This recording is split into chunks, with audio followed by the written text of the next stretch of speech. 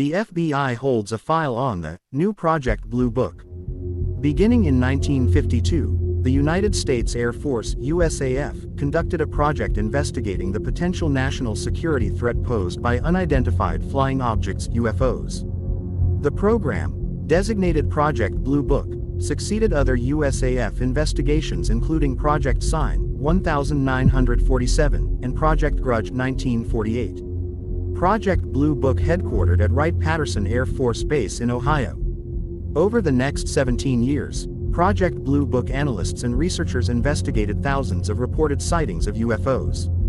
Over 12,000 reported sightings were investigated and analyzed, and the overwhelming majority of them attributed to natural phenomena or misidentified aircraft, including weather balloons. Throughout its existence, Project Blue Book was subjected to criticisms. Accusations of government cover-ups over the existence and nature of UFOs and extraterrestrials followed it doggedly.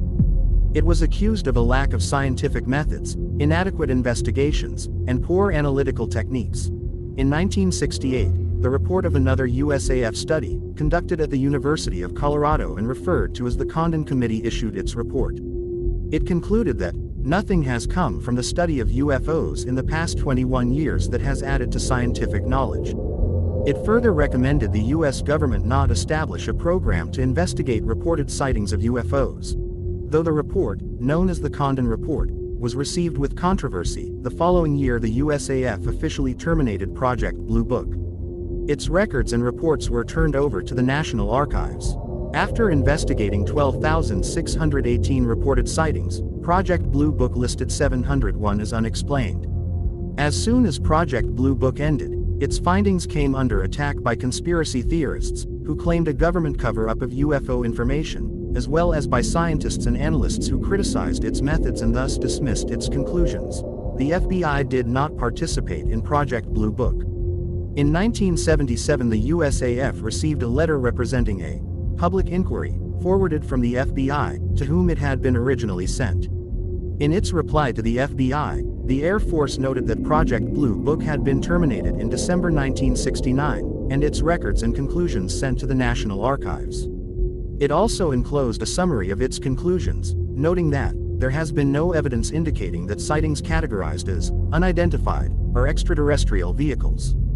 The FBI filed the exchange of correspondence in a file labeled Project Blue Book. Then in the summer of 1989, a series of letters were received by William Sessions, FBI director at the time. The letters, which are in the Project Blue Book file, were written by an individual whose name is redacted, but they appear under letterhead identifying them as from the new Project Blue Book. The new Project Blue Book is described as comprising a continuation of the original Project Blue Book. The writer claims that most of its participants were former members of the USAF project, or held positions in the Pentagon and the scientific community. One letter informs Director Sessions that former Director J. Edgar Hoover had repeatedly demanded information on Project Blue Book from the Air Force, only to be denied. The new Project Blue Book also claimed that then Senator Barry Goldwater had been denied access to Project Blue Book information. It further claimed the Air Force had refused to allow the senator access to buildings at Wright-Patterson where the wreckage of alien spacecraft had allegedly been stored. The same facility was said to have been the storage location for alien bodies, though Goldwater was denied the right to enter the facility. The new Project Blue Book requested an FBI investigation into the Project Blue Book cover-up. The writer of the letters to Director Sessions claimed personal involvement in a cover-up which included denying information regarding UFOs to President Jimmy Carter. The writer coyly tells Director Sessions, "I could tell you more about this, because I was contacted by the Pentagon on the matter." He also informs the director that the new Project Blue Book included 148 present and/or former personnel of the USAF, NASA, intelligence agencies, and others, all acting as consultants, anonymously. They are described as having been actively engaged in earlier UFO reports or their respective agencies, and who were still muchly interested.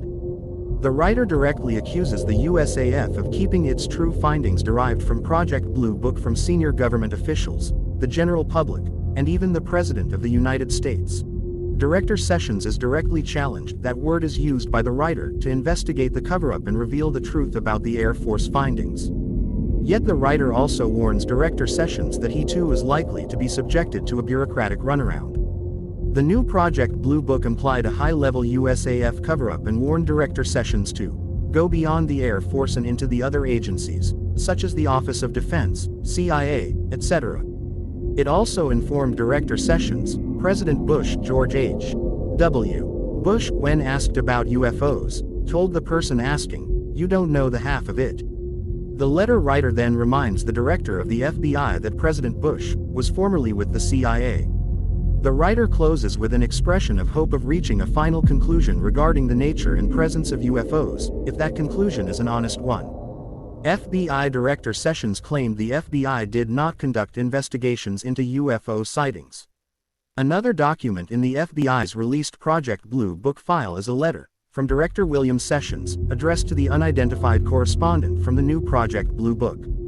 The letter acknowledges a telephone conversation held between the parties. Sessions also informed his correspondent that his suggestions had been the subject of discussions between the director and several of his colleagues.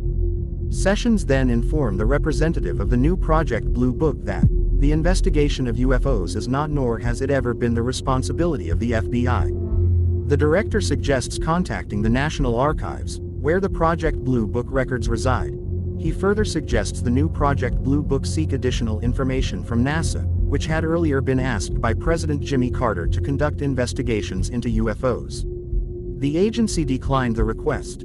Although Director Sessions claimed in his letter the FBI did not investigate UFOs, or at least implied it by stating such investigations were outside of his area of responsibility, the released Unexplained Phenomenon files contain several other files regarding UFOs.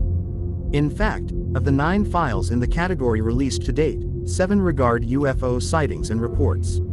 Even the file regarding animal mutilations contains references to possible extraterrestrial activity reported to the authorities.